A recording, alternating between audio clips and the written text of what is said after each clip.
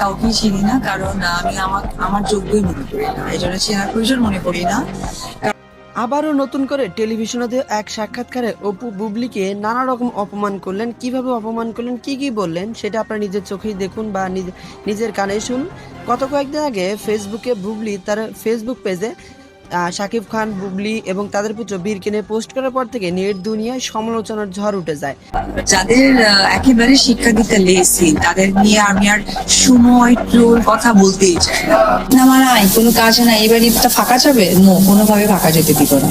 তখন ওই আমার নামটাই বিক্রি করবে, আমার পরিবারকেই তুলবে। পরকীয়া যারা করছে তাদেরকে মানে একদম ভ্যানিশ করে দিতাম এবং আইন করে দিতাম যে পরকীয়া মানে মৃত্যুদণ্ড। তাহলে তোমার আশেপাশের অনেক মানুষই ভ্যানিশ হয়ে যাবে। যদি আব্রামটা না থাকতো তাহলে তাকে আমি যোগ্যই মনে করতাম। ব্যাপারটা এমন হয়ে গেছে যে মানে সামনে গেলেও একটা লাথি, পিছনে গেলেও লাথি, ডানে গেলেও একটা ঘুষা, বাইরে গেলেও একটা ঘুষা। তুই হাট বাকি দেখতে যাকে ভালো লাগে না তার চলন দেখা, তাদের আবির্ভাবটা কেন আমার মাঝে, আমার সংসার, এভরিথিং সবকিছু, তাই না?